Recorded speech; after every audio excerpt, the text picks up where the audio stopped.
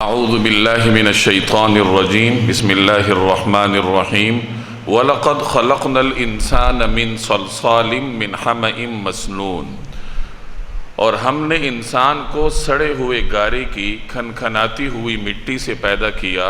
وَالْجَانَّ خَلَقْنَاهُ مِنْ قَبْلُ مِنْ نَارِ السَّمُومِ، اور جنات کو اس سے پہلے ہم نے لو کی آگ سے پیدا کیا تھا۔ یہاں سے اللہ تبارک و تعالی انسان کی پیدائش کے مرحلے کو بیان فرما رہے ہیں کہ اس روئے زمین میں انسانیت کا آغاز کیسے ہوا تھا، یا پہلے جلیل القدر انسان کو اللہ تبارک و تعالی نے کیسے پیدا کیا تھا، تو اس کا مرحلہ اللہ تبارک و تعالی یہاں بیان فرما رہا ہے۔ گویا یہاں انسان کو یہ بتلانا مقصود ہے کہ جس شیطان کے پیچھے تم چلتے ہو وہ شیطان تمہارا اولین دشمن ہے، اور روز اول سے ہی تمہارا مخالف چلا آ رہا ہے۔ اس صورت میں چونکہ مختلف عقائد کا بیان ہے، اور عقائد پر انسان اس وقت مضبوطی سے عمل پیرا ہو سکتا ہے جس وقت وہ شیطان کو اپنا دشمن سمجھے۔ تو تخلیق آدم کے اس واقعے سے در حقیقت یہ بیان کرنا مقصود ہے کہ اے انسان، جس شیطان کے پیچھے تم چلتے ہو وہ شیطان روز اول سے ہی تمہارا دشمن ہے، تمہیں سبز باغ دکھا کر اپنے پیچھے چلاتا ہے اور بالآخر تمہیں اپنی طرح ناکامی کے راستے پر لگا دیتا ہے۔ تو اس وجہ سے اللہ تبارک و تعالی یہاں تخلیق آدم کے مرحلے کو بیان فرما رہے ہیں۔ اس سے ایک بات ہمیں یہ بھی معلوم ہوئی کہ یہ جو آج کل ایک نظریہ معروف ہے کہ انسان ارتقائی مراحل سے گزرا ہے، پہلے کسی اور شکل میں تھا، مختلف مراحل سے گزرتے گزرتے پھر اس شکل تک پہنچا ہے، تو اس نظریے کی بھی کوئی حقیقت نہیں ہے۔ اللہ تبارک و تعالی نے پہلے ہی انسان کو اس طریقے سے پیدا فرمایا تھا جو یہاں پر مذکور ہے، اور پہلا ہی انسان عقل کے اعتبار سے کامل تھا کیونکہ وہ پیغمبر تھے، جلیل القدر پیغمبر تھے سیدنا آدم علیہ السلام۔ اس روئے زمین پر پہلے انسان ہی اللہ تبارک و تعالیٰ کے نمائندے تھے، اللہ تبارک و تعالیٰ کے جلیل القدر پیغمبر تھے۔ تو معلوم ہوا کہ اس نظریے میں کسی قسم کی کوئی حقیقت نہیں ہے۔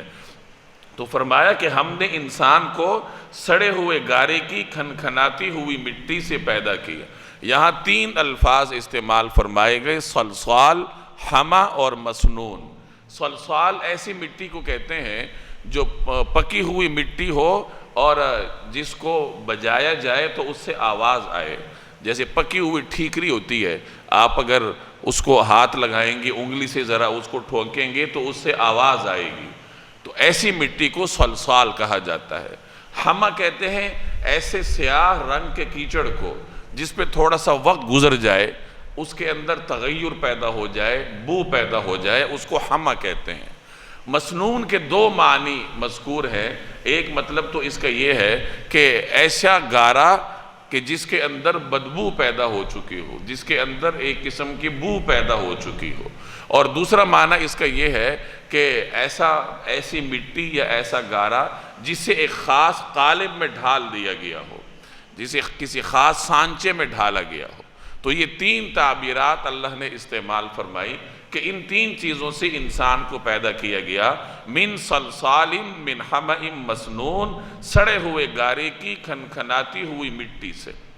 روایات میں آتا ہے کہ جب اللہ تبارک و تعالی نے حضرت آدم علیہ السلام کو پیدا کرنے کا فیصلہ فرمایا تو فرشتوں کو حکم دیا، تو انہوں نے اللہ کے حکم سے پوری روئے زمین سے مٹی کو اکٹھا کیا، جگہ جگہ سے مٹی اٹھائی، اور مٹی کے ان مختلف حصوں سے پھر گارا بنایا گیا۔ یہ جو انسان کے اندر مختلف صفات ہوتی ہیں، کچھ لوگ کالے رنگ کے ہوتے ہیں، کچھ سانولے رنگ کے ہوتے ہیں، کچھ گورے رنگ کے ہوتے ہیں، تو اس کی وجہ یہی ہے کہ مٹی کے مختلف حصے انسان کی تخلیق میں اللہ نے استعمال فرمائے ہیں۔ پھر مٹی کے مختلف حصوں کی مختلف صفات ہوتی ہیں، کچھ حصے ایسے ہیں زمین کے جو زرخیز ہیں، کچھ ایسے ہیں جو بنجر ہیں، کچھ ایسے ہیں جو سیم زدہ ہیں، تو مختلف صفات ہیں۔ تو انسانوں میں بھی مختلف صفات ہوتی ہیں، کچھ انسان ایسے ہیں جو زرخیز ہیں، یعنی جب انہیں دین حق سنایا جائے تو وہ اس کو قبول کرتے ہیں، اللہ نے ان کے اندر صلاحیت رکھی ہے، فطری استعداد رکھی ہے، اور کچھ انسان ایسے ہیں جو ٹس سے مس نہیں ہوتے، جن کے سامنے ہر قسم کی نشانیاں دکھا دی جائیں تو وہ پھر بھی ماننے پر نہیں آتے۔ کچھ لوگوں پر نرمی غالب ہوتی ہے، کچھ لوگوں پر سختی غالب ہوتی ہے۔ تو یہ جو انسان کی مختلف صفات ہیں، مختلف رنگ ہیں، مختلف کیفیتیں ہیں، اس کی بنیادی وجہ یہ ہے کہ اس کی خلقت میں اس روئے زمین کے مختلف حصوں کو، مٹی کے مختلف حصوں کو اللہ تبارک و تعالی نے استعمال فرمایا۔ تو یہ روئے زمین کے مختلف حصوں سے مٹی کو جمع کیا گیا، اس سے گارا بنایا گیا، تھوڑا حصہ اس کو رکھا گیا۔ اس کے بعد حضرت آدم علیہ السلام کا جسد اطہر بنایا گیا، ایک پتلا سا تھا، اس کو بنا دیا گیا، اور وہ ایک عرصے تک رکھا رہا۔ کتنے عرصے تک رکھا رہا اس کے بارے میں کوئی صراحت نہیں۔ فرشتوں کے سامنے تھا، وہ حیران ہوتے تھے کہ یہ کس قسم کی مخلوق آگے چل کر پیدا ہونے جا رہی ہے۔ کہا جاتا ہے کہ ابلیس بھی وہاں اسی ماحول میں تھا، اس نے اس پتلے کو دیکھا اور اندازہ لگایا کہ یہ اندر سے خالی ہے۔ وہیں سے پھر سمجھ گیا کہ مجھے اس کے اندر وساوس داخل کرنے میں کوئی دقت پیش نہیں آئے گی۔ تو اللہ تبارک و تعالیٰ کی جب مشیت ہوئی تو اس وقت اللہ جل جلالہ نے اس مٹی کے جسد میں اپنی جانب سے اپنے حکم سے روح ڈالی۔ جب اللہ کے حکم سے اس میں روح ڈالی گئی تو اس کے بعد پھر سیدنا آدم علیہ السلام کی تخلیق کے جو مراحل تھے وہ مکمل ہوئے۔ تو یہاں اسی کا ذکر ہے، جب ان کی تخلیق کا مرحلہ مکمل ہوا اور وہ پیدا ہوئے تو پھر فرشتوں کو حکم دیا گیا کہ ان کو سجدہ کرو۔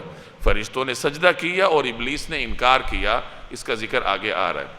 وَالْجَانَّ خَلَقْنَاهُ مِن قَبْلُ مِن نَارِ السَّمُومِ، اور جنات کو اس سے پہلے ہم نے لو کی آگ سے پیدا کیا تھا۔ جنات کو اللہ تبارک و تعالی نے آگ سے پیدا کیا ہے۔ ہم جو آگ دیکھتے ہیں وہ ہمیں نظر آتی ہے، چونکہ اس کے اندر کثافت ہوتی ہے، اس کے اندر مادہ دخانیہ ہوتا ہے، دھوئیں کی کیفیت ہوتی ہے، اور اس کثافت کی وجہ سے وہ آگ آپ کو نظر آتی ہے۔ جس آگ سے اللہ نے جنات کو پیدا کیا ہے وہ نظر نہیں آتی، کیونکہ وہ لطیف تھی، اس کے اندر یہ مادہ دخانیہ نہیں ہے، اس کے اندر یہ کثافتیں نہیں ہیں، جس کی وجہ سے اس کے اوپر لطافت غالب تھی، اور وہ ایسی ہی تھی جیسے گرم ہوا ہوتی ہے۔ اس لیے یہاں فرمایا من نار السموم، آگ کی لپٹ سے، یا یہاں ترجمہ کیا گیا لو کی آگ سے، یعنی ایسی آگ نہیں جو آپ کو نظر آئے، بلکہ وہ ایک گرم قسم کی ہوا ہے۔ ہوا سے اس لیے تعبیر کیا گیا کہ وہ نظر نہیں آتی، چونکہ اس کے اندر لطافت تھی، اس کے اندر کثافتیں نہیں تھیں۔ اس آگ سے اللہ جل جلالہ نے جنات کی تخلیق فرمائی ہے۔ یہاں جان کا لفظ مذکور ہے، کہا جاتا ہے کہ جان جنات کے جد امجد کو کہا جاتا ہے۔ اب کچھ حضرات کا نقطہ نظر ہے کہ وہ جد امجد یہی ابلیس تھا، اور کچھ حضرات کہتے ہیں کہ یہ ابلیس نہیں بلکہ کوئی اور تھا۔ تو بہرحال اس طریقے سے اللہ نے جنات کو پیدا کیا، اور جنات کی تخلیق اس روئے زمین پر انسان سے بہت پہلے ہوئی ہے۔ پہلے جنات یہاں روئے زمین پر آباد تھے، سطح زمین پر جنات تھے، اور یہاں وہ آباد تھے۔ جب انہوں نے اللہ کی بغاوت شروع کر دی، اللہ کے حکم سے پھر انہیں مار بھگایا گیا، انہیں پہاڑوں کی طرف بھگا دیا گیا، اور اس کے بعد اللہ تبارک و تعالی نے پھر انسان کی تخلیق فرمائی۔ تو جنات کی تخلیق اس طرح آگ سے ہوئی ہے، اور فرشتوں کو اللہ تبارک و تعالی نے نور سے پیدا کیا ہے۔ کہا جاتا ہے کہ حضرت موسیٰ علیہ السلام نے کوہ طور پر جو آگ دیکھی تھی وہ ایسی آگ تھی جس کے اوپر نورانیت غالب تھی، ایک درخت پر روشن تھی، اور جیسے جیسے وہ درخت کو اپنی لپیٹ میں لے رہی تھی تو وہ درخت جلنے کی بجائے مزید سرسبز ہو رہا تھا۔ تو اسی قسم کے نور سے اللہ تبارک و تعالی نے فرشتوں کو پیدا کیا ہے۔ فرشتوں کے 7 طبقات ہیں، ان کے مختلف طبقات ہیں، اور ہر طبقے کا جو مادہ خلقت ہے وہ اللہ تبارک و تعالی نے الگ پیدا کیا ہے۔ تو بہرحال انسان کی تخلیق مٹی سے ہوئی ہے، اور جنات کی تخلیق اللہ نے آگ سے کی ہے، اور فرشتوں کی تخلیق اللہ تبارک و تعالی نے نور سے فرمائی ہے۔ وَإِذْ قَالَ رَبُّكَ لِلْمَلَائِكَةِ، اور وہ وقت یاد کرو جب آپ کے پروردگار نے فرشتوں سے کہا تھا اِنِّي خَالِقٌ بَشَرًا مِّن صَلْصَالٍ مِّن حَمَإٍ مَسْنُونٍ، کہ میں گاری کی کھنکھناتی ہوئی مٹی سے ایک بشر کو پیدا کرنے والا ہوں، فَإِذَا سَوَّيْتُهُ، لہذا جب میں اس کو پوری طرح بنا لوں، وَنَفَخْتُ فِيهِ مِن رُوحِي، اور اس میں اپنی روح پھونک دوں، فَقَعُوا لَهُ سَاجِدِينَ، تو تم سب اس کے آگے سجدے میں گر جانا۔ یہاں اللہ نے روح کی نسبت اپنی طرف کی ہے، روح کی عظمت کو ظاہر کرنے کے لیے۔ یہ روح کیا ہے؟ آیا یہ کوئی جسم لطیف ہے یا یہ کوئی جوہر ہے؟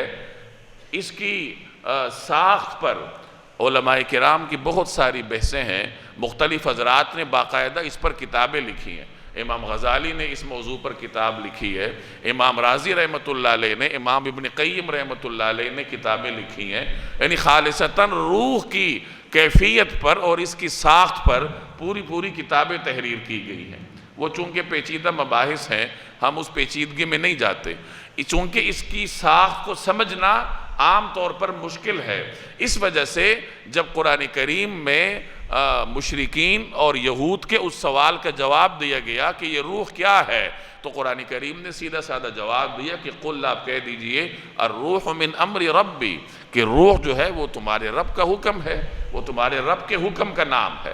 بس اللہ حکم کرتا ہے تو انسان کے اس سانچے میں، پتلے میں وہ روح داخل ہوتی ہے، اور روح داخل ہوتے ہی انسان کے اندر مختلف صفات پیدا ہو جاتی ہیں، سمع ہے، بصر ہے، مختلف طاقتیں ہیں، توانائیاں ہیں۔ یہ تمام تر توانائیاں روح کے اندر جاتے ہی اس کے اندر پیدا ہوتی ہیں، اور جیسے ہی وہ روح واپس لی جاتی ہے تو انسان کا جسم ویسی ہی بے جان ہو جاتا ہے جیسے مٹی کا پتلا ہوتا ہے۔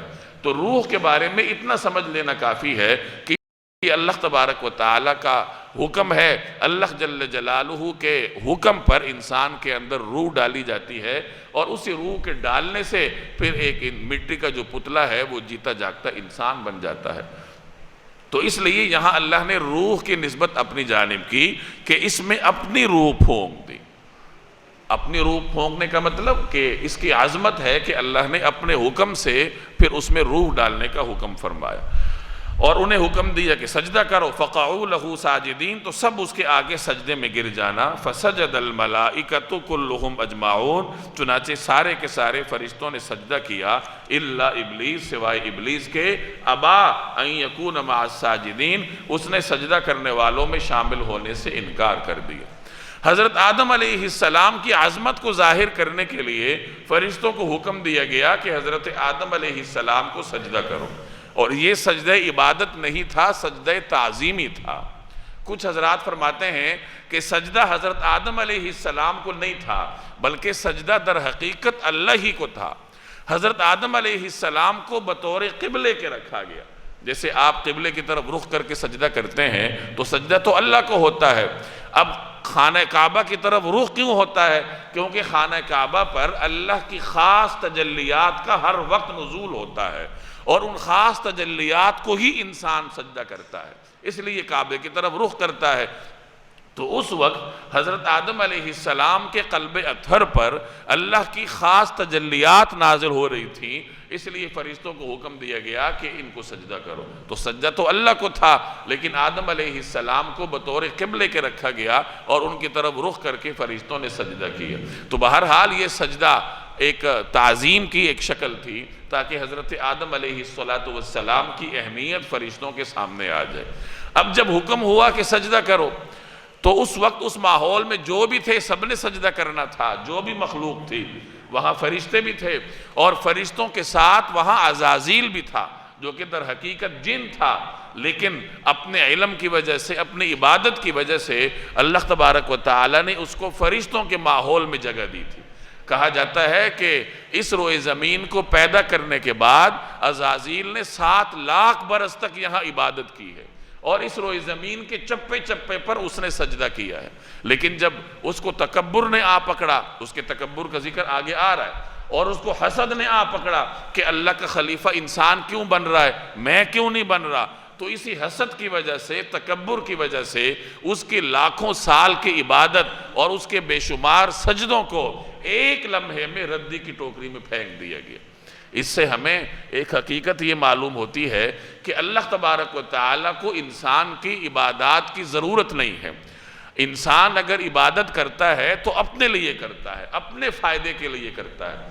ساری دنیا کے سارے انسان ہر وقت اللہ کے سامنے سر بسجود رہے تو اللہ کی بادشاہت میں ایک ذرے کے برابر اضافہ نہیں ہوتا، اور ساری دنیا کے لوگ، اکثر لوگ اللہ کے نافرمان بن جائیں تو اللہ کی بادشاہت میں ایک ذرے کے برابر بھی کوئی کمی نہیں ہوتی۔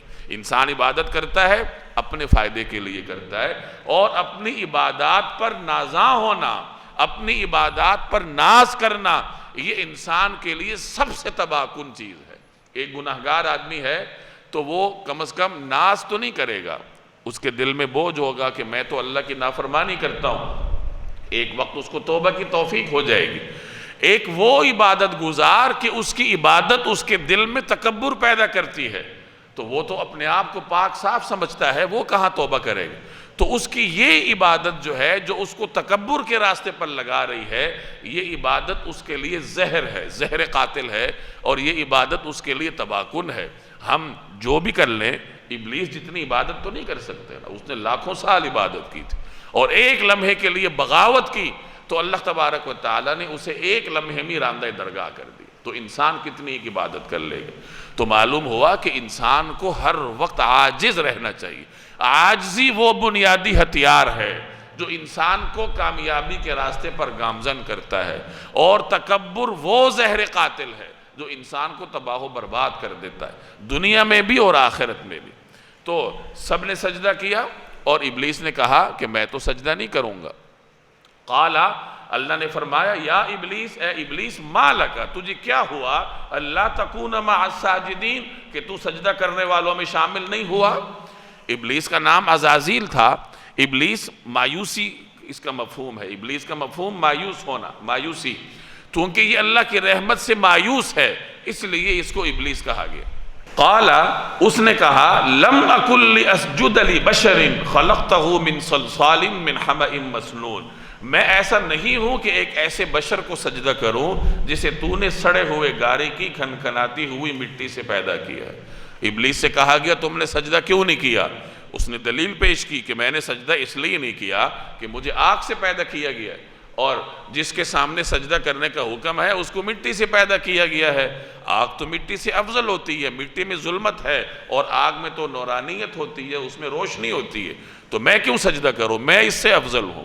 تو جب اس نے غلطی کی اور غلطی کے اوپر دلیل دی، وہ بھی براہ راست بارگاہ ربانی میں، تو اللہ نے فرمایا، قال، اللہ نے فرمایا، فخرج منہا فإنک رجیم، اچھا تو یہاں سے نکل جا کیونکہ تو مردود ہو گیا ہے، وإن علیک اللعنۃ الی یوم الدین، اور تجھ پر قیامت کے دن تک پھٹکار پڑی رہے گی، تو ملعون ہے قیامت کے دن تک۔ قال، اس نے کہا، ربی، اے میرے رب، فانظرنی الی یوم یبعثون، یا رب پھر مجھے اس دن تک مہلت دے دے جب لوگ مرنے کے بعد دوبارہ زندہ کیے جائیں گے۔ فانظرنی، مجھے مہلت دی دیجئے، الی یوم، اس دن تک، یبعثون، جب لوگوں کو دوبارہ اٹھایا جائے گا، یعنی میدان حشر تک مجھے مہلت دے دے۔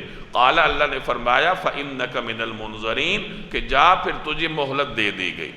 اندازہ لگائیے کہ اللہ دعا قبول فرما رہا ہے، وہ بھی کس کی؟ اپنے باغی کی، جس نے سب سے پہلے اس روئے زمین پر اللہ کی بغاوت کی۔ ابلیس بغاوت بھی کر رہا ہے، اللہ سے دعا بھی کر رہا ہے کہ مجھے مہلت دے دے، یعنی میری زندگی طویل کر دے، مجھے موت نہ آئے، میدان حشر تک میں زندہ رہوں۔ تو اللہ نے فرمایا کہ جاؤ، تمہیں مہلت دے دی گئی۔ دعا تو قبول کر لی، لیکن مدت میں اللہ نے کمی کر دی۔ اس نے دعا کی تھی کہ مجھے حشر تک کی مہلت چاہیے، اللہ نے فرمایا کہ تجھے مہلت تو دی گئی ہے لیکن اسی دنیا تک، گویا موت تجھ پر بھی آئے گی، موت کا ذائقہ تجھے بھی چکھنا پڑے گا۔ چنانچہ کہا، روایات میں آتا ہے کہ جس وقت پہلا سور پھونکا جائے گا تو ہر ذی روح پر موت طاری ہو جائے گی۔ اس وقت ایک ایسا مرحلہ بھی آئے گا کہ جب فرشتے ابلیس کو گھیر لیں گے، یہ بھاگے گا، دوڑے گا، چیخے گا، چلائے گا، لیکن فرشتے اس کو گھیر لیں گے اور پھر اس کی روح قبض کی جائے گی، اس کو شدید تکلیف ہوگی، چیخ و پکار کرے گا، لیکن بہرحال موت کا ذائقہ اس کو چکھنا پڑے گا۔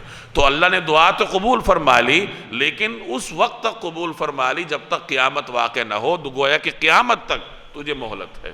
قال فَإِنَّكَ مِنَ الْمُنظَرِينَ، اللہ نے فرمایا کہ جا، پھر تجھے مہلت دے دی گئی، إِلَىٰ يَوْمِ الْوَقْتِ الْمَعْلُومِ، ایک ایسی میعاد کے دن تک جو ہمیں معلوم ہے، یعنی روز حشر کی بجائے ایک ایسی میعاد تک تجھے مہلت دے دی گئی جو ہمیں معلوم ہے۔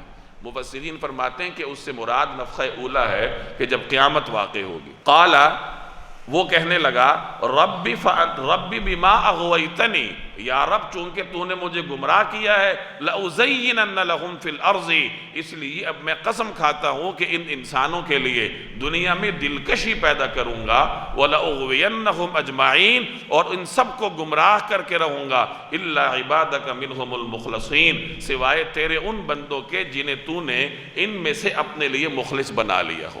اب ابلیس کہہ رہا ہے کہ چونکہ میں راندہ درگاہ ہو گیا ہوں اور اس انسان کی وجہ سے راندہ درگاہ ہوا ہوں، لہٰذا اب میری اور اس کی دشمنی ہے اور اعلانیہ دشمنی ہے، میں اس کے لیے اس روئے زمین کو خوشنما بناؤں گا، گویا اس کے اندر امیدیں پیدا کروں گا، دنیا سے اس کی امید جوڑ دوں گا، اللہ کے دربار سے اس کو کاٹ کے رکھ دوں گا، چنانچہ وہ دنیا کے پیچھے بھاگے گا۔ تو اس ابلیس نے کہا کہ میں ان کے لیے دنیا میں دلکشی پیدا کروں گا، اور وَلَأُغْوِيَنَّهُمْ أَجْمَعِينَ، اور سب کو گمراہ کر کے رکھوں گا، إِلَّا عِبَادَكَ مِنْهُمُ الْمُخْلَصِينَ، سوائے تیرے ان بندوں کے جنہیں تو نے اپنے لیے مخلص بنا لیا۔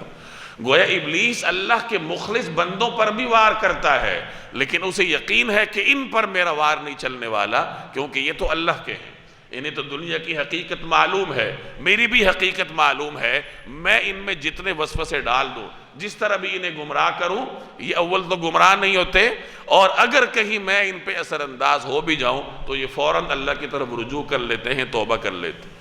تو نیک بندوں کے استثناء کا مطلب یہ ہے کہ ابلیس وار تو ان پہ کرے گا، لیکن ان نیک بندوں پر اس کا جو وار ہے وہ کامیاب نہیں ہوتا۔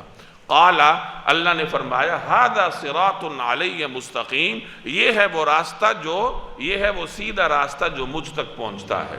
ان عبادی لیس لک علیہم سلطان، یقین رکھ کہ جو میرے بندے ہیں ان پر تیرا کوئی زور نہیں چلے گا۔ اندازہ لگائیے اللہ تبارک و تعالیٰ کو اپنے نیک بندوں پر کتنا ناز ہے کہ ابلیس کو کہا جا رہا ہے کہ میرے نیک بندوں پر تیرا کوئی زور نہیں چلے گا، تم جو مرضی کر لو، لیکن جو میرے نیک بندے ہیں اور صراط مستقیم پر ہیں ان پر تیرا زور نہیں چلنے والا۔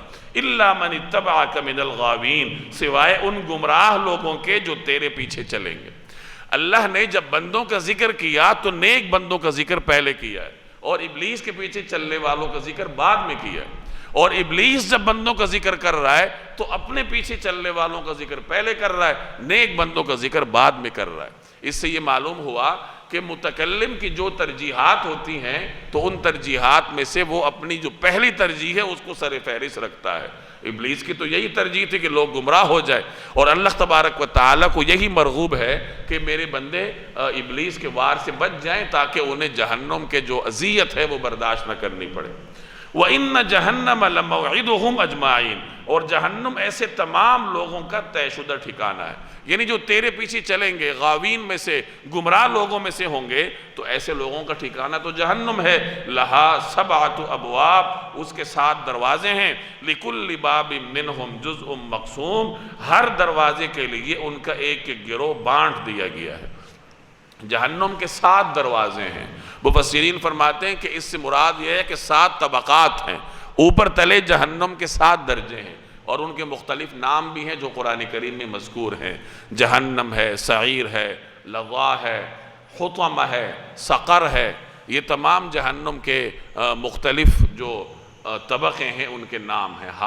حاویہ بھی نام قرآن کریم میں مذکور ہے۔ تو جہنم کی یہ مختلف طبقات مجرمین کے جرم کی نوعیت کے اعتبار سے ہیں، کہ جس طریقے سے کسی مجرم کا جرم ہے اسے وہیں رکھا جائے گا۔ منافقین کے بارے میں آتا ہے ان المنافقین فی الدرک الاسفل من النار، کہ منافقین جہنم کے سب سے نچلے درجے میں ہوں گے۔ تو گویا جو شخص نفاق کا شکار ہے تو وہ جہنم کے سب سے نچلے درجے میں ہوگا۔ تو اپنے اپنے جرائم کے اعتبار سے جہنم کے طبقات ہیں۔ جیسے جنت کے بھی مختلف دروازے ہیں، اور مختلف عبادت گزاروں کی عبادات کی نوعیت کے اعتبار سے جنت کے مختلف دروازے ہیں۔ آپ نے روایت سنی ہوگی کہ جنت کے ایک دروازے کا نام ریان ہے، اور وہ صرف ان لوگوں کے لیے ہے جو کہ روزے دار ہیں۔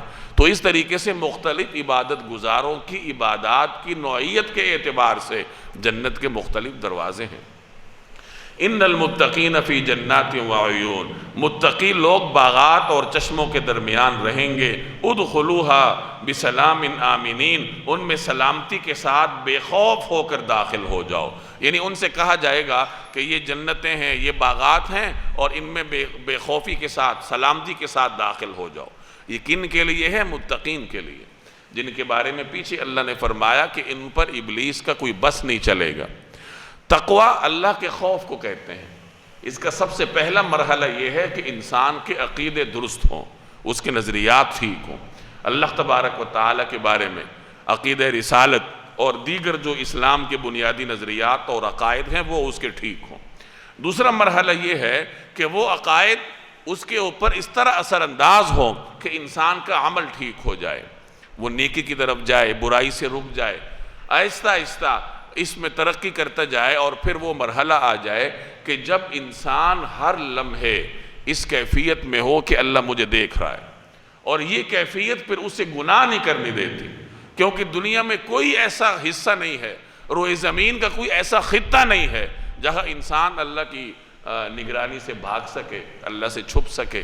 تو جب کوئی ایسا خطہ نہیں ہے، ہر جگہ انسان اللہ کی نگرانی میں ہے، تو جس انسان کو اس نگرانی کا استحضار ہو تو وہ گناہ کی طرف نہیں جاتا، اور یہی تقویٰ ہے۔ اور ایسے ہی لوگوں کے لیے پھر جنت کے مختلف باغات ہیں۔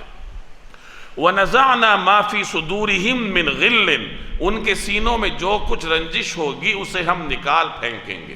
نزعنا، نزع کا مطلب کھینچنا، ان سے کھینچ لیں گے، نکال لیں گے۔ ما فی صدورہم، ان کے سینوں میں سے، من غل، جو کچھ رنجش ہوگی، اخوانا علی سرر متقابلین، وہ بھائی بھائی بن کر آمنے سامنے اونچی نشستوں پر بیٹھے ہوں گے۔ سریر چارپائی کو کہتے ہیں، سرر جمع ہے، یہاں مراد نشستیں ہیں۔ اہل جنت جب جنت میں جائیں گے تو اونچی نشستوں پر بیٹھے ہوں گے، اور جنت میں جانے سے پہلے ان کے دلوں میں جو کوئی رنجش ہوگی اللہ تبارک و تعالی اس کو نکال دے گا۔ یاد رکھیے کہ بغض یا رنجش دو قسم کی ہوتی ہے۔ ایک بغض تو وہ ہے جو کہ کسی آدمی کے ساتھ کسی دنیاوی وجہ سے آپ نے رکھا ہو، اور اس بغض پر انسان برقرار ہو، اس بغض کی وجہ سے ہر وقت اس انسان کو نقصان پہنچانے کے در پہ ہو، اور یہ بغض انسان کو حسد کی طرف لے کر جاتا ہے کہ آپ پھر اس شخص کے ساتھ حسد کرتے ہیں، اس کے اوپر اگر کوئی نعمت آتی ہے اللہ کی تو آپ پریشانی کا شکار ہوتے ہیں، اور انسان کوشش کرتا ہے کہ یہ نعمت اس سے چھن جائے۔ ایسا بغض رکھنے والا تو جنت میں داخل نہیں ہوگا۔ اور ایک بغض ایسا ہوتا ہے یا ایک رنجش ایسی ہوتی ہے جو کہ بشری تقاضوں کی وجہ سے کسی سے انسان کو ہو جاتی ہے، اور اس رنجش کی وجہ سے انسان کسی کو نقصان نہیں دیتا، بس دل میں کچھ ناگواری محسوس کرتا ہے۔ اور بسا اوقات رنجش ایسی ہوتی ہے جو کسی شرعی دلیل کی بنیاد پہ ہوتی ہے، کہ آپ کسی شرعی دلیل کی بنیاد پر سمجھتے ہیں کہ یہ آدمی درست راستے پر نہیں ہے، اس کا جو طریقہ کار ہے وہ درست نہیں ہے، اس وجہ سے آپ اپنے دل میں اس کے بارے میں کوئی ناگواری محسوس کرتے ہیں۔ تو اس قسم کی جو رنجش ہے یہ اہل جنت میں دنیا میں ہو سکتی ہے، اور جب ایسے لوگ جنت میں جائیں گے تو جنت میں جانے سے پہلے انہیں ایک چشمے کا پانی پلایا جائے گا، اور اس پانی کے پینے کی وجہ سے ان کے دلوں کی جو کدورتیں ہیں وہ ساری ختم ہو جائیں گی۔ تو اللہ تبارک و تعالی اس دوسری قسم کی رنجش کو اہل جنت کے دلوں سے نکال دیتے ہیں۔ رہی پہلی قسم کا بغض اور رنجش، تو ایسا آدمی تو جنت میں داخل بھی نہیں ہو سکتا۔ تو دوسری قسم کی رنجش اگر دنیا میں کسی کے دل میں باقی رہ گئی اور وہ اللہ کے دربار میں پیش ہو گیا اور وہ نیک آدمی ہے، اس کے لیے طے ہے کہ اس نے جنت جانا ہے، تو اللہ تبارک و تعالی جنت میں داخل ہونے سے پہلے وہ رنجش اس کے دل سے نکال لیں گے۔ کیونکہ اگر کسی کے دل میں ہلکی سی بھی ناگواری ہو اور اس آدمی سے اس کا سامنا ہو تو اسے ناگواری کا سامنا کرنا پڑتا ہے، اور جنتی کو اس قدر ناگواری کا احساس ہونا بھی اللہ تبارک و تعالیٰ کو گوارا نہیں۔ اہل جنت کے لیے ایسی نعمتیں ہوں گی، ہر وقت وہ اس کیفیت میں ہوں گے کہ انہیں ادنا سی بھی کوئی ناگواری اس کا احساس نہیں ہونے دیا جائے گا۔ تو اس لیے یہ رنجشیں بھی اللہ ان کے دلوں سے نکال دے گا، اور وہ جنت میں بھائی بھائی بن کر نشستوں پر بیٹھے ہوں گے اور ان سہولتوں سے اور نعمتوں سے لطف اندوز ہوتے ہوں گے۔ شرعی دلیل کے بنیاد پر صحابہ کرام کے درمیان بھی اس قسم کی رنجشیں تھیں۔ سیدنا علی رضی اللہ تعالی عنہ سے منقول ہے کہ وہ یہ فرماتے تھے کہ میں، طلحہ اور زبیر بھی انہی لوگوں میں شامل ہیں کہ جن کے دلوں سے رنجشیں اللہ تبارک و تعالی قیامت کے دن جنت میں داخل ہونے سے پہلے نکال لے گا۔ تو فرمایا وَنَزَعْنَا مَا فِي صُدُورِهِم مِّن غِلٍّ إِخْوَانًا عَلَى سُرُرٍ مُتَقَابِلٍ، ان کے سینوں میں جو کچھ رنجش ہوگی اسے ہم نکال پھینکیں گے، وہ بھائی بھائی بن کر آمنے سامنے اونچی نشستوں پر بیٹھے ہوں گے۔ لَا يَمَسُّهُمْ فِيهَا نَصَبٌ، وہاں نہ کوئی تھکن ان کے پاس آئے گی، وَمَا هُمْ مِنْهَا بِمُخْرَجِينَ، اور نہ ان کو وہاں سے نکالا جائے گا۔ انسان دنیا میں بعض اوقات کوئی اچھا کام کرتا ہے اور اچھا کام کرتے کرتے تھک جاتا ہے، بعض اوقات انسان عبادات کرتے کرتے تھک جاتا ہے، تو تھکاوٹ بھی ایک قسم کا بوجھ ہوتا ہے۔ اہل جنت کو اللہ تعالیٰ اس تھکاوٹ سے بھی محفوظ رکھے گا، انہیں کسی قسم کی تھکاوٹ کا احساس نہیں ہوگا، اور جنت کی نعمتیں دائمی ہوں گی، ما لہو من نفاد، جنت کی نعمتیں ہمیشہ ہمیشہ کے لیے ہوں گی، نہ انہوں نے ختم ہونا ہے، نہ ان میں کوئی کمی آئے گی، نہ ان مناظر کو انسان کو چھوڑنے پر مجبور کیا جائے گا۔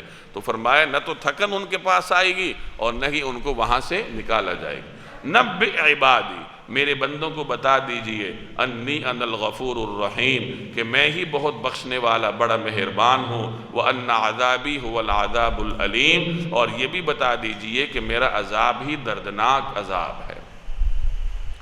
ایک روایت کا مفہوم ہے کہ ایک مرتبہ رسول اللہ صلی اللہ علیہ وسلم مکی زندگی میں بیت اللہ میں داخل ہوئے تو وہاں کچھ صحابہ کرام تشریف فرما تھے جو آپس میں ہنسی مزاح کر رہے تھے۔ نبی کریم صلی اللہ علیہ وسلم نے جب ان کو ہنستے ہوئے دیکھا تو آپ نے فرمایا کیا بات ہے، آپ لوگ ہنس رہے ہیں، کیا آگے جہنم نے نہیں آنا، جہنم کے مناظر نہیں ہیں آپ کے سامنے؟ تو اس پر صحابہ کرام ان کو کافی اندیشہ ہوا، تو پھر اللہ نے اس موقع پر یہ آیات نازل فرمائی کہ میرے بندوں کو بتا دیجئے کہ میں ہی بہت بخشنے والا بڑا مہربان ہوں، اور یہ بھی بتا دیجئے کہ میرا عذاب ہی دردناک عذاب ہے۔ اللہ کے اندر، اللہ جل جلالہ میں یہ دونوں صفات ہیں۔ اللہ تبارک و تعالی ایک طرف غفار ہے تو دوسری طرف قہار بھی ہے، لیکن فرق یہ ہے کہ اللہ کی جو صفت غفاریت ہے وہ عام ہے، وہ نیکوکار کے لیے بھی ہے اور وہ گناہگار کے لیے بھی ہے، لیکن جو اللہ کی دوسری صفت ہے جس کے تحت عذاب دیا جاتا ہے تو وہ عام نہیں ہے، وہ صرف اور صرف بغاوت کرنے والے اور گناہگار لوگوں کے لیے ہے۔ تو فرمایا کہ بتا دیجئے کہ میں غفور الرحیم ہوں، لیکن ساتھ میرا عذاب بھی بہت دردناک ہے۔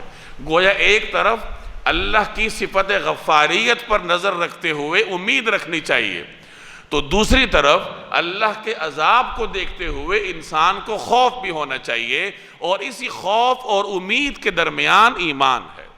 ایسا نہ ہو کہ آدمی اتنا رجائیت والا ہو جائے، اتنا رجائیت پسند ہو جائے کہ اسے عذاب کی کبھی خیال بھی نہ آئے، اور وہ بس اس امید پر گناہ کرے کہ اللہ مجھے معاف کر دے گا، تو یہ صورتحال بھی پسندیدہ نہیں۔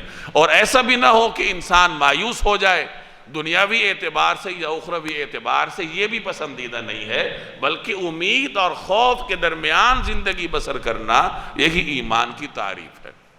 اسی لیے حضرت یعقوب علیہ السلام نے اپنی اولاد سے فرمایا تھا کہ اِنَّهُ لَا يَيْأَسُ مِن رَوْحِ اللَّهِ إِلَّا الْقَوْمُ الْكَافِرُونَ، کہ دیکھو میرے بیٹو، اللہ کی رحمت سے نا امید نہ ہونا، کیونکہ اللہ کی رحمت سے تو وہی لوگ نا امید ہوتے ہیں جو کافر ہیں، جو اس پہ ایمان نہیں رکھتے۔ تم تو اللہ پہ ایمان رکھتے ہو، اور جو اللہ پہ ایمان رکھے تو اس سے یہ زیب نہیں دیتا کہ وہ نا امید ہو جائے، اسے ہر وقت اللہ سے امید رکھنی چاہیے۔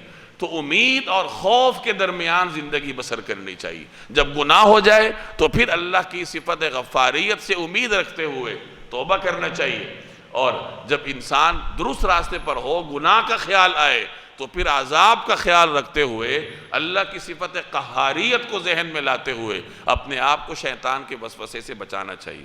وَنَبِّئْهُمْ عَنْ ضَيْفِ إِبْرَاهِيمَ، اور انہیں ابراہیم علیہ السلام کے مہمانوں کا حال سنا دو۔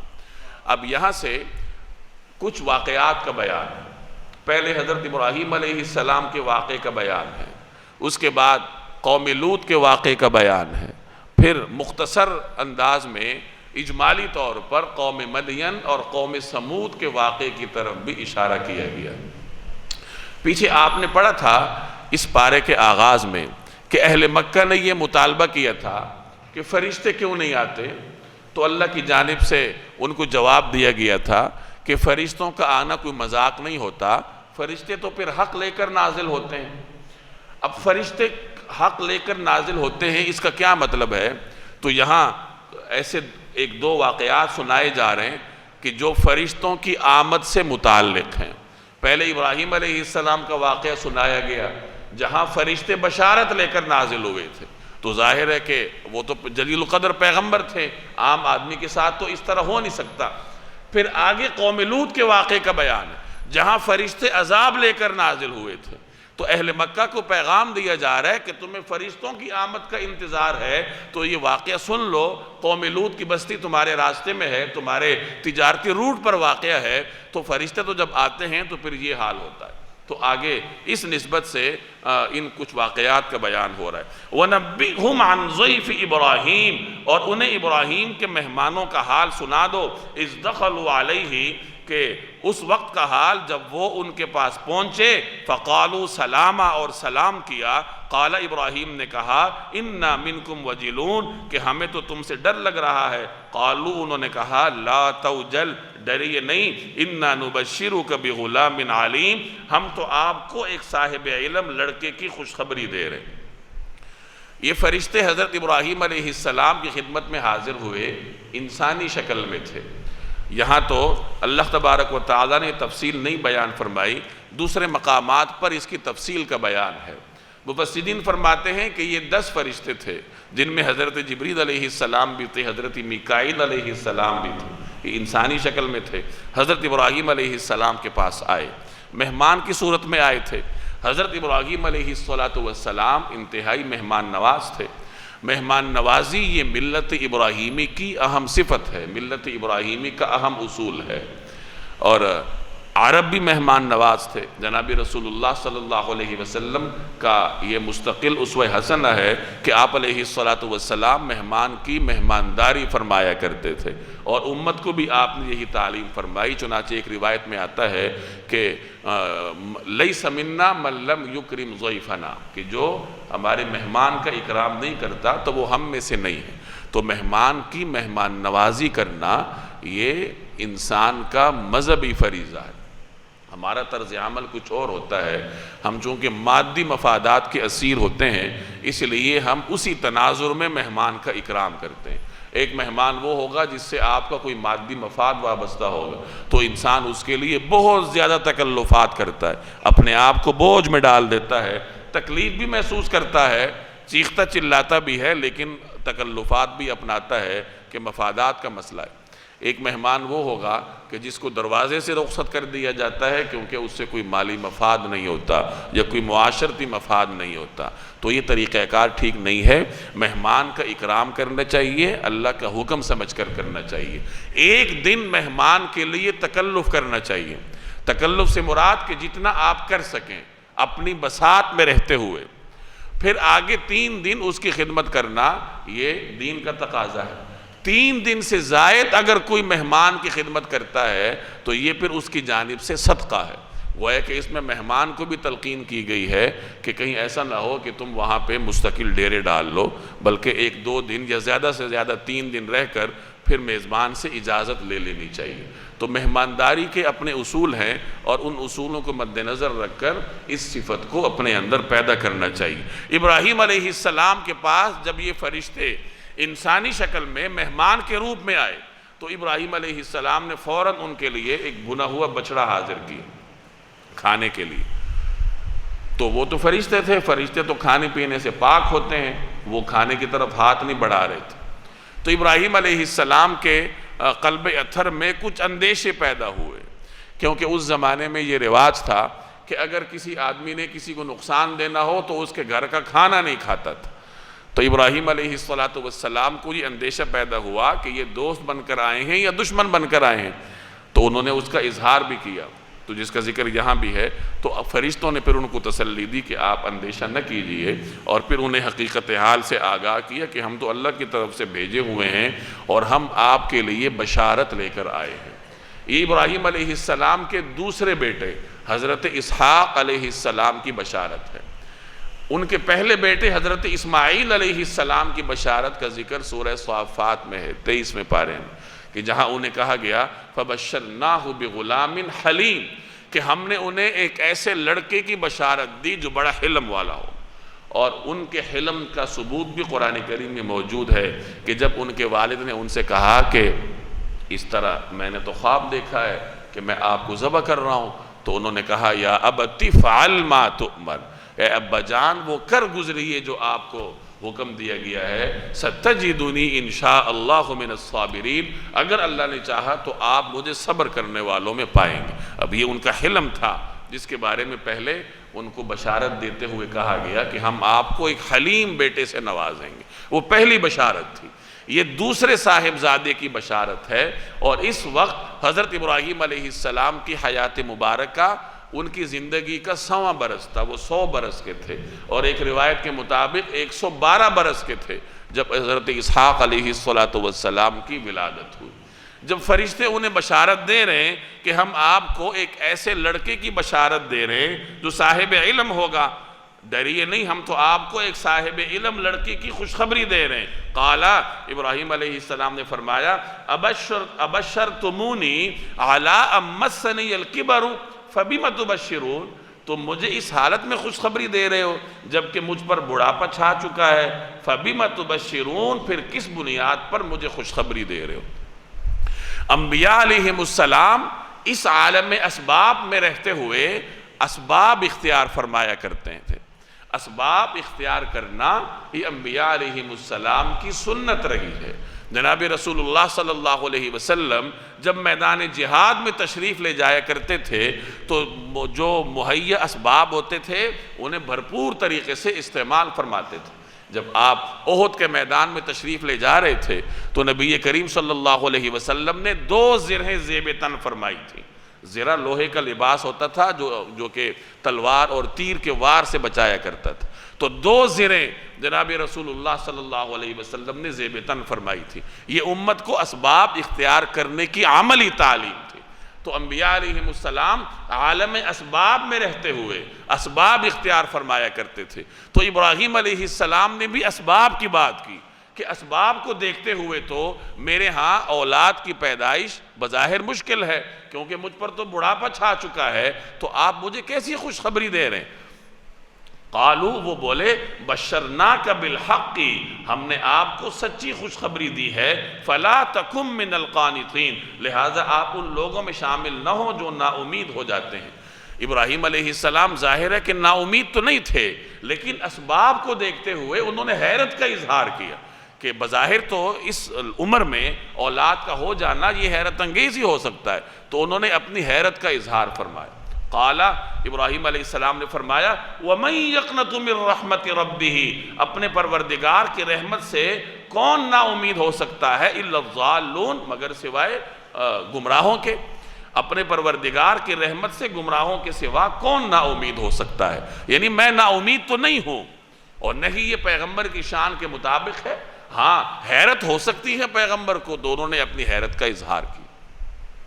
اب چونکہ ابراہیم علیہ السلام اپنی فراست کی بنیاد پر سمجھ گئے تھے کہ یہ فرشتے صرف بشارت کے لیے تو آئے نہیں، مقصد کچھ اور ہے، تو انہوں نے پھر آگے پوچھا۔ قالا، ابراہیم علیہ السلام نے فرمایا، یعنی پوچھا فما خطبکم ایھا المرسلون، اللہ کے بھیجے ہوئے فرشتوں، اب آپ کے سامنے کیا مہم ہے، یعنی کس مہم پر بھیجے گئے ہو، آگے اللہ کا کون سا حکم ہے جو آپ نے پورا کرنا ہے؟ قالو، انہوں نے کہا انا ارسلنا الی قوم مجرمین، ہمیں ایک مجرم قوم کی طرف بھیجا گیا ہے۔ وہ مجرم قوم کون تھی؟ لوط علیہ السلام کی قوم. الا آل لوط، البتہ لوط کے گھر والے اس سے مستثنا ہیں. انا لمنجوہم اجمعین، ان سب کو ہم بچا لیں گے. الا امرأتہ قدرنا انہا لمن الغابرین، سوائے ان کی بیوی کے ہم نے یہ طے کر رکھا ہے کہ وہ ان لوگوں میں شامل رہے گی جو پیچھے رہ جائیں گے. یعنی ہم قوم لوط کی طرف بھیجے گئے ہیں، وہاں کے گنہگار لوگوں پر عذاب نازل کرنے کا حکم ہے، لیکن وہاں کے جو نیک لوگ ہیں ان کو بچانے کا حکم ہے. چنانچہ لوط علیہ السلام اور ان کے اہل و عیال میں سے جو مومن ہیں اور ان کے دیگر لوگوں میں سے جو ان کے اوپر ایمان رکھتے ہیں ان کو بچانے کا حکم ہے. ہاں ان کی اہلیہ چونکہ ان پر ایمان نہیں رکھتی، نفاق کے عالم میں ان کے ساتھ زندگی گزار رہی ہے، لہٰذا وہ بھی پیچھے رہنے والوں میں شامل ہوگی، وہ بھی عذاب کا شکار ہو. حضرت لوط علیہ السلام حضرت ابراہیم علیہ السلام کے قریبی عزیز تھے، ان کے بھتیجے تھے، اور ابراہیم علیہ السلام کے ساتھ ہی انہوں نے عراق سے ہجرت کی تھی. جس وقت ابراہیم علیہ السلام عراق سے ہجرت کر رہے تھے تو ان کے ہمراہ ان کی اہلیہ حضرت سارہ تھی اور حضرت لوط علیہ السلام تھے. جب شام پہنچے تو وہاں سے لوط علیہ السلام کو اللہ نے اردن کے علاقے میں پیغمبر بنا کر بھیجا. یہاں یہ قوم آباد تھی جن کی کئی شہروں کا ذکر ملتا ہے. ایک شہر ان کا صدوم کے نام سے آباد تھا، ایک شہر ان کا غالباً عمورہ کے نام سے آباد تھا. تو یہاں یہ لوگ آباد تھے اور یہ بڑے متمدن قسم کے لوگ تھے. اللہ نے انہیں دنیاوی اسباب سے مالا مال کیا تھا. عددی اعتبار سے بھی یہ کافی تھے، 4 لاکھ افراد پر مشتمل ان کی بستی تھی. ان کی طرف اللہ نے حضرت لوط علیہ السلام کو مبعوث فرمایا. حضرت لوط علیہ السلام جب یہاں تشریف لائے تو انہوں نے اسی قوم میں شادی کی اور ان کی اولاد ہوئی، ان کی صاحبزادیاں ہوئیں. ان کی صاحبزادیاں تو ان پر ایمان لائیں، لیکن ان کی بیوی کے بارے میں کہا جاتا ہے کہ وہ ایمان نہ لائی. بعض حضرات فرماتے ہیں کہ وہ بظاہر تو ایمان لانے والوں میں سے تھی، لیکن در حقیقت وہ کفر اپنے دل میں رکھتی تھی، گویا کہ نفاق کے ساتھ حضرت لوط علیہ السلام کے ساتھ زندگی بسر کر رہی تھی. قوم لوط میں عجیب و غریب قسم کی بیماریاں تھیں. اللہ نے ان کو بڑے بڑے باغات سے نوازا تھا، ان کو مختلف قسم کی نعمتوں سے نوازا تھا، لیکن ان میں کچھ ایسی بیماریاں تھیں جو اس سے پہلے روئے زمین میں کسی میں نہیں تھی. ایک تو ہم جنس پرستی تھی. ہم جنس پرستی کا آغاز اس روئے زمین پر اس قوم نے کیا ہے. کہا جاتا ہے کہ ان کے بڑے بڑے باغات تھے اور انہی باغات میں یہ لوگ یہ عمل بد سر انجام دیتے تھے. تو ایک تو یہ عمل بد ان کے اندر تھا. دوسرا عمل بد یا عادت سیئہ ان میں یہ تھی کہ وہ مہمان کی توہین کرتے تھے، مسافروں کو مارتے پیٹتے تھے. اگر کوئی مسافر ان کے ہاں آ جاتا اس کا مال اسباب لوٹ لیتے، اس کو مارا کرتے، اس کی پٹائی کرتے. کئی واقعات مفسرین نے نقل کیے ہیں. ایک واقعہ نقل کیا جاتا ہے کہ ایک مرتبہ باہر سے ایک مسافر آیا، اس کے پاس سواری تھی، کوئی مال اسباب تھا. وہ یہاں آیا تو اس نے اپنے طور پر اپنے لیے رات گزارنے کا انتظام کیا. ان میں سے کسی سے نہیں کہا کہ مجھے رات گزارنے کی جگہ دو. ایک صدومی نے، اس علاقے کے رہنے والے نے اصرار کر کے اسے اپنے گھر لے گئے اور رات کو اس کی سواری بھی غصب کر لی اور اس کا مال اسباب بھی ہڑپ کر لی. تو اس طریقے سے یہ مسافروں کو زود و کوب کرتے تھے. ایک مرتبہ کسی مسافر کو حضرت لوط علیہ السلام کی صاحبزادی نے کھانا دیا تو انہوں نے پھر حضرت لوط علیہ السلام کے گھرانے کو سخت سست کہا اور کہا کہ یہ آپ لوگوں نے پوری دنیا کے لوگوں کا ٹھیکہ اٹھا رکھا ہے، یہ باہر سے آنے والوں کو کیوں آپ لوگ اس طرح کھانا دیتے ہو، کیوں ان کا اکرام کرتے ہو. تو اس طریقے سے ان کے اندر عجیب و غریب عادات تھی. تو اللہ تبارک و تعالیٰ نے ان جرائم کے پیش نظر ان پر عذاب نازل کرنے کا فیصلہ فرمایا اور ان فرشتوں کو اللہ نے بھیجا جو کہ جن کا واقعہ یہاں آپ پڑھ رہے ہیں کہ حضرت ابراہیم علیہ السلام کے پاس پہلے حاضر ہوئے اور وہاں سے پھر انہیں قوم لوط کے پاس جانے کا حکم تھا. اب یہ فرشتے جب اس بستی میں داخل ہوئے تو خوبصورت لڑکوں کی شکل میں داخل ہوئے اور لوط علیہ السلام کے گھر کا پوچھتے پوچھتے حضرت لوط علیہ السلام کے گھر چلے گئے. اب جب قوم کے لوگوں نے سنا کہ اس طریقے سے کچھ نوجوان آئے ہیں تو ان میں ایک واویلا مچ گیا، چونکہ وہ تو اس عادت بد کا شکار تھے. تو ادھر یہ مہمان لوط علیہ السلام کے گھر آئے اور پیچھے قوم کے لوگ جو ہے وہ جلدی جلدی وہاں جانا شروع ہوئے۔ جیسے ہی یہ مہمان حضرت لوط علیہ السلام کے گھر آئے تو حضرت لوط علیہ السلام ان کو دیکھ کر فکر مند ہوئے کہ ایک تو میں نے مہمانوں کا اکرام کرنا ہے، لیکن اس کی صورت کیا ہوگی؟ یہ تو نوجوان ہیں اور میری قوم کے اندر یہ برائی موجود ہے، تو قوم کے لوگ کہیں ان کو ایذا نہ پہنچائیں۔ ابھی حضرت لوط علیہ السلام اسی اندیشے کا شکار تھے کہ قوم کے لوگ آدم کے دروازے کے باہر کھڑے ہوئے اور شور مچانے لگے کہ یہ نوجوان ہمارے حوالے کرو۔ تو لوط علیہ السلام نے اس موقع پر فرمایا الیس منکم رجل رشید، کیا تم لوگوں میں کوئی سمجھدار آدمی نہیں ہے؟ یعنی یہ تم کس قسم کی بات کرتے ہو؟ یہ مہمان ہیں اور تم اپنا جو فطرت کی خباثت ہے وہ ان کے سامنے ظاہر کر رہے ہو۔ تو حضرت لوط علیہ السلام اور ان کے درمیان یہ مکالمہ ہو رہا تھا۔ اس دوران لوط علیہ السلام نے ان سے یہ بھی فرمایا ان ہؤلاء بناتی ان کنتم فاعلین، اگر تم نے کچھ کرنا ہی ہے، یعنی تم نے کوئی شہوت رانی کرنی ہے تو تمہاری بیویاں موجود ہیں۔ بیوی چونکہ قوم کی جو لڑکیاں ہیں وہ پیغمبر کی بیٹیاں ہوتی ہیں، اس لیے لوط علیہ السلام نے فرمایا کہ وہ میری بیٹیاں ہیں، یعنی تمہاری جو بیویاں ہیں وہ اللہ تبارک و تعالیٰ نے اسی مقصد کے لیے تمہارے عقد میں دی ہیں، تو ان سے جا کر اپنی خواہش پوری کرو۔ یہ غلط طریقے سے کیا تم مطالبہ کرتے ہو؟ خلاف فطرت کام کا تم کیوں مطالبہ کرتے ہو؟ تو انہوں نے کہا کہ ہماری جو خواہش ہے آپ تو جانتے ہیں۔ ابھی یہ مکالمہ جاری ہی تھا، حضرت لوط علیہ السلام اس اندیشے میں تھے کہ ان مہمانوں کی اکرام کیسے کیا جائے، ان کو اظہار ثانی سے کیسے محفوظ رکھا جائے۔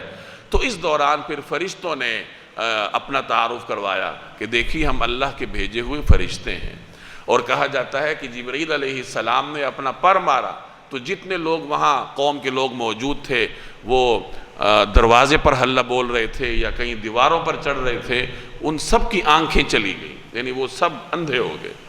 اور پھر اس کے بعد اللہ نے حضرت لوط علیہ السلام سے فرمایا کہ آپ اپنے اہل و عیال کو لے کر یہاں سے نکل جائیے اور کوئی پیچھے مڑ کر نہ دیکھے، یعنی قوم کے صورتحال کے اوپر رحم کرنے کی یا ان کے اوپر کڑنے کی ضرورت نہیں ہے، بس آپ ان کو لے کر یہاں سے نکل جائیے۔ رہی آپ کی بیوی تو چونکہ وہ انہی میں سے ہے تو وہ انہی میں سے رہے گی، اس کے اوپر بھی عذاب آئے گا۔ اس کے بعد ان پر 3 طریقے سے عذاب آیا۔ پہلے اللہ تبارک و تعالیٰ نے ان پر ایک چیخ کو مسلط کیا جس نے ان کو دہشت میں مبتلا کیا۔ اس کے بعد ان کی زمین کو اوپر لے جا کر پلٹایا گیا اور ان کے اوپر پتھر بھی برسائے گئے۔ تو ان 3 طریقوں سے عذاب نازل کر کے اللہ تبارک و تعالیٰ نے ان کو نیست و نابود کر دیا۔ تو اس واقعے کو مختصراً یہاں بیان کیا جا رہا ہے، گویا کہ اہل مکہ کو یہ پیغام دیا جا رہا ہے کہ تم فرشتوں کے نزول کی بات کرتے ہو، تو اگر فرشتے نازل ہوں تو پھر وہ تو اللہ کے حکم سے اس طرح کا فیصلہ لے کر نازل ہوتے ہیں۔ اب دیکھیے فَلَمَّا جَاءَ آلَ لُوطٍ الْمُرْسَلُونَ، چنانچہ جب یہ فرشتے لوط علیہ السلام کے گھر والوں کے پاس پہنچے، قَالَ إِنَّكُمْ قَوْمٌ مُنْكَرُونَ، تو لوط علیہ السلام نے فرمایا آپ لوگ اجنبی معلوم ہوتے ہیں۔ قالوا، انہوں نے کہا بل جئناک بما كانوا فیہ یمترون، کہ نہیں بلکہ ہم آپ کے پاس وہ لے کر آئے ہیں جس میں یہ لوگ شک کیا کرتے ہیں، یعنی انہیں عذاب کے آنے میں شک ہے، ان کا یہ خیال ہے کہ شاید ہم ساری زندگی یہاں رہیں گے، تو جس عذاب کے نزول میں ان کو شک ہے ہم وہی عذاب لے کر اللہ کے حکم سے نازل ہوئے۔ وَأَتَيْنَاكَ بِالْحَقِّ، ہم آپ کے پاس اٹل فیصلہ لے کر آئے ہیں، وَإِنَّا لَصَادِقُونَ، اور یقین رکھیے کہ ہم سچے ہیں۔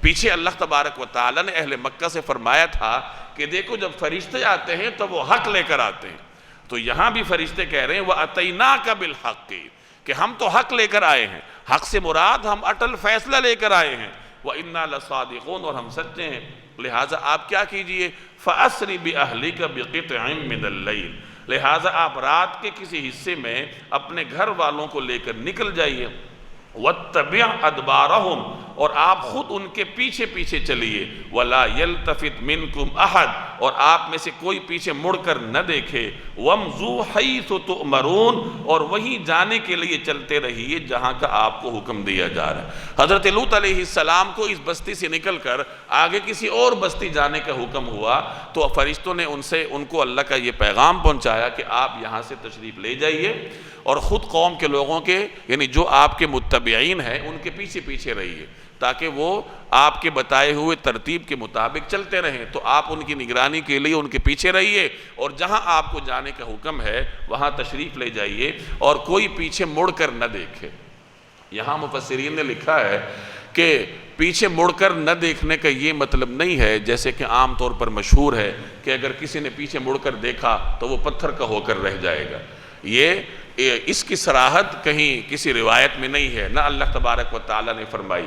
یہ بنی اسرائیل کی روایات میں سے ہے کہ اگر کسی نے پیچھے مڑ کر دیکھا تو وہ پتھر کا ہو جائے گا، اور پھر کہا جاتا ہے کہ وہ ان کی بیوی نے پیچھے مڑ کر دیکھا تو وہ پتھر کی بن گئی۔ اور آج کل ایک تصویر بھی معروف ہے کہ اردن کے کسی پہاڑ پر ایک مجسمہ ہے کہ جی یہ لوط علیہ السلام کی وہ بیوی ہے جو پتھر بن گئی تھی۔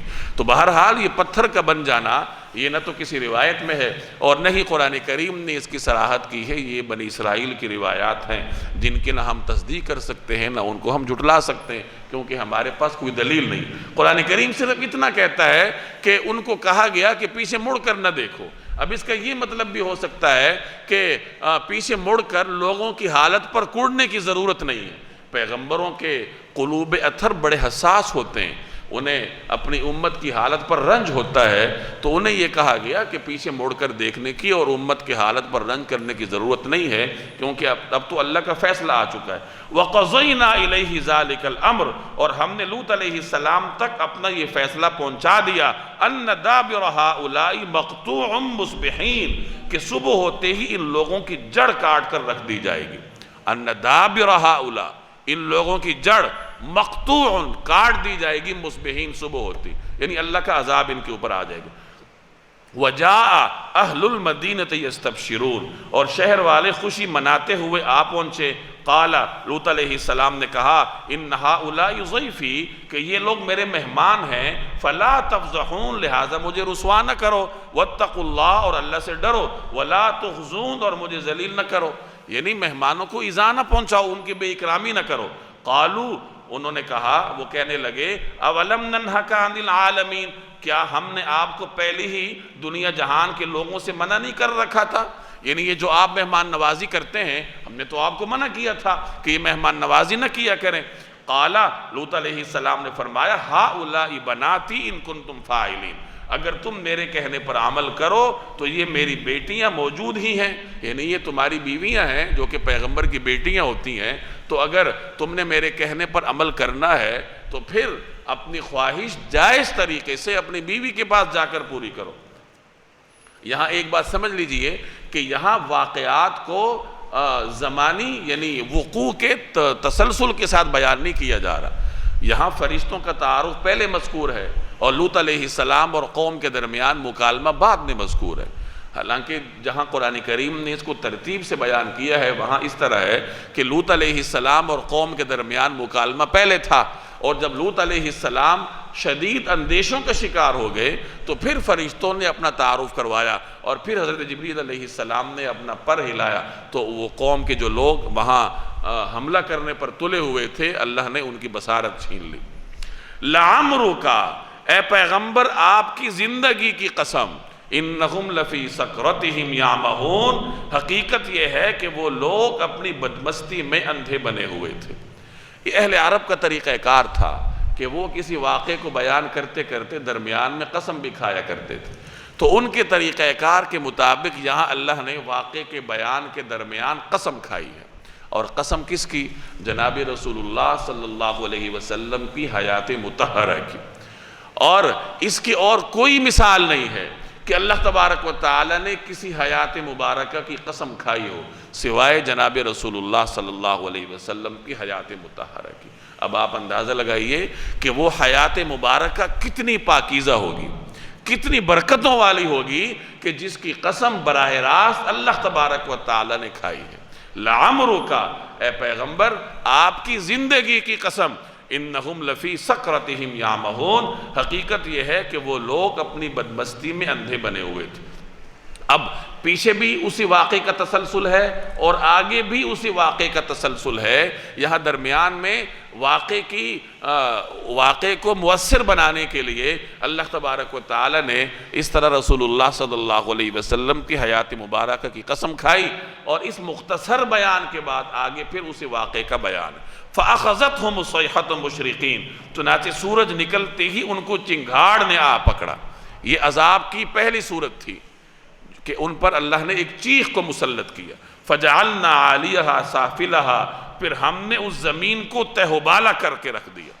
عَالِيَهَا سَافِلَهَا، عالیہ کہتے ہیں اوپر کے حصے کو، سافل کہتے ہیں نیچے کے، یعنی اس کے اوپر کے حصے کو نیچے کا بنا دی، یعنی اس کو یوں الٹا دیا کہ اوپر والا حصہ نیچے آ گیا اور نیچے والا اوپر چلا گیا۔ وَأَمْطَرْنَا عَلَيْهِمْ حِجَارَةً مِّن سِجِّيلٍ، اور ان پر پکی مٹی کے پتھروں کی بارش برسا دی۔ تو یہ عذاب کی تین نوعیتوں کا بیان ہے کہ پہلے چنگھاڑ مسلط ہوئی، پھر ان کی زمین کو الٹا دیا گیا، اور پھر ان پر پتھروں کی بارش ہو گئی۔ ان فی ذلک لآیات للمتوسمین، حقیقت یہ ہے کہ اس سارے واقعے میں ان لوگوں کے لیے بڑی نشانیاں ہیں جو عبرت کی نگاہ سے دیکھتے ہیں۔ وَإِنَّهَا لَبِسَبِيلٍ مُقِيمٍ، اور یہ بستیاں ایک ایسے راستے پر واقع ہیں جس پر لوگ مستقل چلتے رہتے ہیں۔ ان فی ذلک لآیۃ للمؤمنین، یقیناً اس میں ایمان والوں کے لیے بڑی عبرت ہے۔ وَإِنْ كَانَ أَصْحَابُ الْأَيْكَةِ لَظَالِمِينَ، اور ایکا کے باشندے بڑے ظالم تھے۔ فَانْتَقَمْنَا مِنْهُمْ، چنانچہ ہم نے ان سے بھی انتقام لیا۔ وَإِنَّهُمَا لَبِإِمَامٍ مُبِينٍ، اور ان دونوں قوموں کی بستیاں کھلی شاہراہ پر واقع ہیں۔ قوم لوط کی جو بستی تھی وہ مدینہ اور شام کے درمیان تھی، کہ جب مدینہ اور شام کے درمیان قافلے چلتے تھے تو وہ قوم لوط کی بستیوں کے پاس سے گزرتے تھے۔ اسی طرح مصر اور عراق کی جو درمیانی شاہراہ تھی وہ بھی یہیں سے ہو کر گزرتی تھی۔ تو یہ ایک واضح شاہراہ پر آباد تھے اور ان کے آثار اس زمانے میں موجود تھے، اس لیے فرمایا وَإِنَّهَا لَبِسَبِيلٍ مُقِيمٍ، اور یہ بستیاں یعنی قوم لوط کی جو بستیاں تھیں یہ ایک ایسے راستے پر واقع ہیں جس پر لوگ مستقل چلتے رہتے ہیں، کہ تمہارے تجارتی روٹ پر واقع ہیں، تم وہاں سے گزرتے ہو۔ ان فی ذلک لآیۃ للمؤمنین، یقیناً اس میں ایمان والوں کے لیے بڑی عبرت ہے۔ ایسے مقامات پر جا کر اہل ایمان عبرت حاصل کرتے ہیں۔ چنانچہ وہ علاقہ آج بھی ہے کہ اردن میں وہ علاقہ جہاں قوم لوط آباد تھی وہ سطح زمین سے کافی نیچے گہرائی میں ہے، ایک بڑے صحرا کی مانند ہے، اور درمیان میں ایک دریا ہے، ایک سمندر نما ہے جسے بحر میت کہا جاتا ہے، اور وہاں کوئی سمندری مخلوق زندہ نہیں رہ سکتی۔ کہا جاتا ہے کہ اس پانی میں تیل کی مقدار اتنی زیادہ ہے کہ وہاں نہ مچھلی زندہ رہ سکتی ہے نہ کوئی اور مخلوق زندہ رہ سکتی ہے۔ تو وہاں ایسے علاقوں سے گزرتے ہوئے انسان کو عبرت حاصل کرنی چاہیے۔ نبی کریم صلی اللہ علیہ وسلم تبوک کے سفر کے دوران جب عذاب نازل ہونے والی بستیوں پر سے گزرے، قوم سمود کی بستیاں تھی جہاں سے آپ گزرے، تو آپ تیزی کے ساتھ وہاں سے گزرے، اور صحابہ سے فرمایا کہ یہاں سے تیزی سے گزرو اور کوئی یہاں سے نہ پانی اٹھائے نہ کوئی اور چیز اٹھائے، کیونکہ ان لوگوں پر اللہ کا عذاب آیا تھا۔ تو عذاب جہاں پر آیا ہو تو وہاں تو تیزی سے گزرنا چاہیے، عبرت حاصل کرنی چاہیے۔ اور آج کل یہ صورتحال ہے کہ جہاں یہ یہ جو سدوم والے آباد تھے وہاں ہوٹل بنائے گئے ہیں، لوگ وہاں جاتے ہیں، نظارے کرتے ہیں، اس جگہ کو دیکھتے ہیں اور ان ہوٹلوں میں رہتے ہیں، چونکہ اللہ کا خوف لوگوں کے دلوں میں نہیں ہے۔ اس لیے فرمایا کہ اس میں تو ایمان والوں کے لیے عبرت ہے۔ یہاں قوم لوط کی بات ختم ہو گئی، آگے فرمایا وَإِنْ كَانَ أَصْحَابُ الْأَيْكَةِ لَظَالِمِينَ، اور ایکا کے باشندے بڑے ظالم تھے۔ ایکا لغت میں جنگل کو کہتے ہیں، یعنی یہاں کوئی درختوں کا جھنڈ تھا جس کی وجہ سے اس بستی کو ایکا کہا جاتا تھا۔ اب یہ کون سی بستی ہے؟ بعض مفسرین فرماتے ہیں کہ یہ اہل مدین ہی کا دوسرا نام ہے، یعنی مدین ہی کو قرآن کریم میں مدین بھی کہا گیا اور ایکا بھی کہا گیا۔ اور بعض حضرات فرماتے ہیں کہ یہ مدین سے ہٹ کر کوئی الگ بستی تھی۔ بہرحال یہاں حضرت شعیب علیہ السلام مبعوث ہوئے تھے اور ان کے واقعات قرآن کریم نے بیان کیے ہیں کہ اس قوم کے اندر کیا بیماریاں تھیں اور کس طریقے سے اللہ نے ان پر عذاب نازل کیا۔ تو فرمایا کہ ایکا کے باشندے بھی بڑے ظالم تھے، فانتقمنا منہم، چنانچہ ہم نے ان سے بھی انتقام لیا، وَإِنَّهُمَا لَبِإِمَامٍ مُبِينٍ، اور ان دونوں قوموں کی بستیاں کھلی شاہراہ پر واقع ہیں۔ یعنی جس طرح قوم لوط کی بستی شاہراہ پر ہے، اسی طرح یہ مدین کی قوم یا ایکا کی قوم کی جو بستی تھی وہ بھی شاہراہ پر ہے۔ وَلَقَدْ كَذَّبَ أَصْحَابُ الْحِجْرِ الْمُرْسَلِينَ، اور حجر کے باشندوں نے بھی پیغمبر کو جھٹلایا تھا۔ حجر یہ ایک وادی کا نام ہے جو مدینہ اور شام کے درمیان ہے، اور یہاں قوم سمود کے لوگ آباد تھے۔ اگر شام سے کوئی قافلہ نکلتا تھا تو وہ پہلے قوم لوط کی بستیوں پر سے گزرتا تھا، پھر اس کو اہل ایکا یعنی اہل مدین کے پاس سے گزرنا پڑتا تھا، اور پھر اس کو قوم سمود کی بستیوں کے پاس سے وادی حجر سے گزرنا ہوتا تھا، اس کے بعد وہ مدینہ پہنچتا تھا یا مکہ آگے جا کر پہنچتا تھا۔ یہ تینوں بستیاں چونکہ اس طرح تجارتی روٹ پر تھیں، شاہراہ پر تھیں، تو اس لیے اللہ تبارک و تعالیٰ نے یہاں ان تینوں کا اکٹھا ذکر کیا، کیونکہ اہل مکہ ان تینوں بستیوں سے واقف تھے۔ وَلَقَدْ كَذَّبَ أَصْحَابُ الْحِجْرِ الْمُرْسَلِينَ، اور حجر کے باشندوں نے بھی پیغمبروں کو جھٹلایا تھا۔ قوم سمود یہ عربوں کی قوم تھی، یہ قدیم زمانے کی عرب اقوام تھی، قوم عاد، قوم سمود، جو کہ اس دنیا سے ناپید ہو چکی۔ قوم سمود کی طرف حضرت صالح علیہ السلام کو بھیجا گیا تھا، سورہ اعراف میں تفصیل سے ان کا ذکر موجود ہے۔ ان کی طرف حضرت صالح علیہ السلام کو بھیجا گیا، انہوں نے مطالبہ کیا کہ اس پہاڑ کی کوکھ سے اونٹنی اگر برآمد ہو تو ہم ایمان لے آئیں گے۔ اللہ نے ان کا مطالبہ پورا کر دیا، لیکن یہ بجائے ایمان لانے کے اس اونٹنی کے در پہ ہو گئے، تو پھر اللہ تبارک و تعالیٰ نے ان سب کو تباہ و برباد کر دی۔ چنانچہ یہ ساری وہ اقوام ہیں جن پر عذاب آیا تھا، فرشتوں کے ہاتھوں آیا تھا۔ تو اہل مکہ کو پیغام دیا جا رہا ہے کہ دیکھو جب فرشتے آتے ہیں تو پھر تو اس قسم کا فیصلہ لے کر آتے ہیں۔ وَآتَيْنَاهُمْ آيَاتِنَا، اور ہم نے ان کو اپنی نشانیاں دیں، فَكَانُوا عَنْهَا مُعْرِضِينَ، تو وہ ان سے منہ موڑے رہے۔ یعنی قوم سمود کو اللہ نے نشانیاں دی، پیغمبر کے ہاتھ پر معجزات ظاہر ہوئے۔ وَكَانُوا يَنْحِتُونَ مِنَ الْجِبَالِ بُيُوتًا آمِنِينَ، اور وہ پہاڑوں کو تراش تراش کر بے خوف و خطر مکان بنایا کرتے تھے۔ اللہ نے قوم سمود کو یہ ہنر دیا تھا کہ وہ بڑے بڑے پہاڑوں کو تراشتے تھے اور ان سے مکانات بناتے تھے۔ آج بھی ان کے آثار موجود ہیں اس وادی۔ فَأَخَذَتْهُمُ الصَّيْحَةُ مُصْبِحِينَ، آخر انہیں صبح صبح ایک چنگھاڑ نے آ پکڑا۔ فَمَا أَغْنَىٰ عَنْهُمْ مَا كَانُوا يَكْسِبُونَ، اور نتیجہ یہ ہوا کہ جس ہنر سے وہ کمائی کرتے تھے وہ ان کے کچھ کام نہ آیا۔ یعنی ان کا ہنر ان کے کچھ کام آیا، نہ ان کی دولت کچھ کام آئی، نہ ان کا ڈیل ڈول کچھ کام آیا۔ تو گویا یہ پیغام دیا جا رہا ہے اہل مکہ کو پہلے اور پوری انسانیت کو بعد میں کہ دیکھو اللہ کے ہو کر رہ جاؤ، ورنہ جس دولت پر تم نازاں ہو یا جن تعلقات پر تمہیں ناز ہے یا جس ہنر پر تمہیں کوئی تکبر ہے، کوئی چیز تمہارے کام نہیں آئے گی جب اللہ تبارک و تعالیٰ کا فیصلہ آئے گا۔